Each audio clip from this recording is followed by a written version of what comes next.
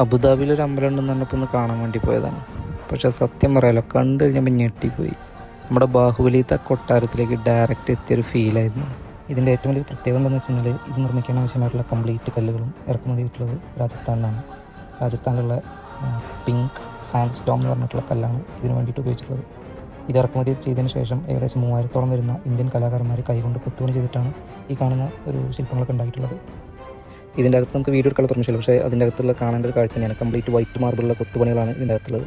പിന്നെ അതുപോലെ ഒരുപാട് പ്രതിഷ്ഠകളുണ്ട്. നമ്മുടെ അയ്യപ്പസ്വാമിയായിരുന്നു. പിന്നെ ഇതിൻ്റെ നിർമ്മാണത്തിന് വേണ്ടിയിട്ട് യാതൊരുവിധ സിമെൻറ്റുകളോ കോൺക്രീറ്റോ ഇരുമ്പോ അങ്ങനെയൊന്നും ഉപയോഗിച്ചില്ല. കംപ്ലീറ്റ് ഇൻ്റർലോക്കിംഗ് സിസ്റ്റത്തിലാണ് ഈ ഒരു ക്ഷേത്രം മുഴുവനായിട്ട് പണിയിട്ടുള്ളത്. പിന്നെ ഈ ഒരു ക്ഷേത്രം നിർമ്മിക്കാൻ ആവശ്യമായിട്ടുള്ള 27 ഏക്കർ സ്ഥലം നമ്മുടെ UAE ഗവൺമെൻറ് സൗജന്യമായിട്ടാണ് നൽകിയിട്ടുള്ളത്. ഗുജറാത്തിലുള്ളൊരു സംഘടനയാണ് ഈ ക്ഷേത്രത്തിൻ്റെ നിർമ്മാണത്തിനുള്ള ഫണ്ടിങ് ചെയ്തിട്ടുള്ളത്. ഏകദേശം 700 കോടി രൂപ. ഈവനിങ് ഒരു 5 മണി സമയത്തൊക്കെയാണ് വരുന്നത് വെച്ചാൽ നമുക്ക് ഇവിടുത്തെ ഒരു ഡേ ലൈറ്റുള്ള വ്യൂ അതുപോലെ തന്നെ നൈറ്റിലുള്ള വ്യൂ നമുക്ക് ആസ്വദിക്കാൻ വേണ്ടി പറ്റും.